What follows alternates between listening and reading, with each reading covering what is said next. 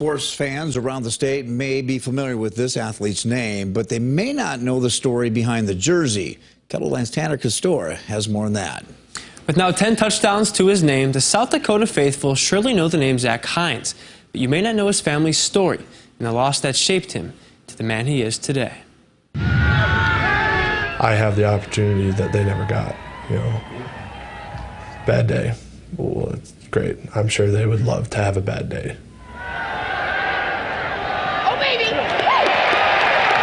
Second or third grade, and I forget what it said, but it would have listed off what he wanted to do, I think, in his life. What do you want to do when you grow up? What do you want to do? And one of them was play for South Dakota State. After starting at tight end and winning 3 state championships as a Washington Warrior, Zach Heins' childhood dream would come true. He's the guy that you want younger guys to kind of watch and emulate. He's always got a smile on his face. He's always got a joke.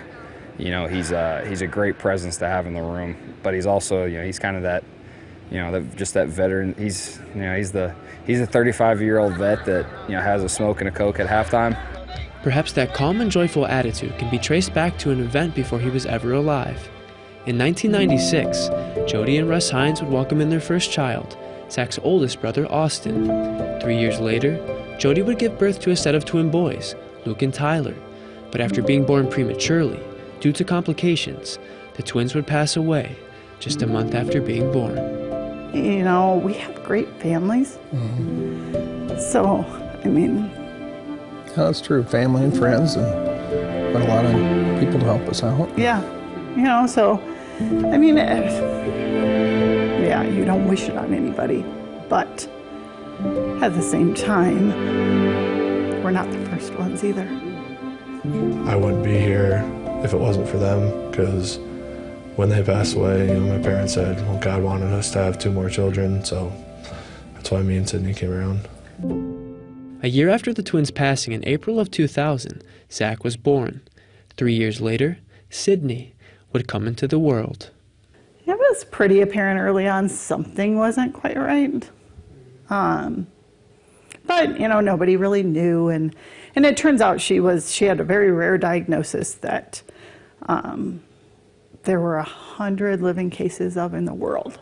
Sydney was born with TTD, short for trichothiodystrophy.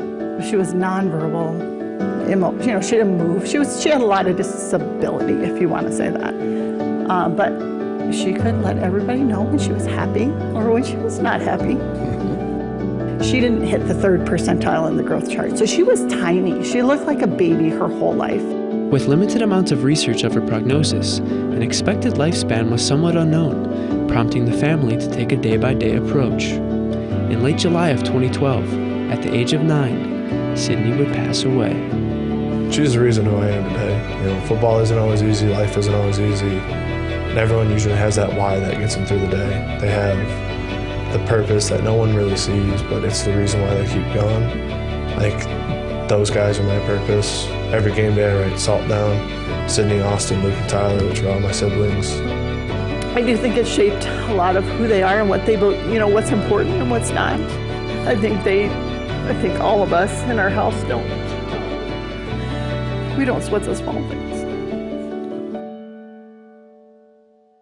Wanted to thank Zach and his parents for being willing to speak to me about some of the deepest and hardest parts of their lives, so thank you.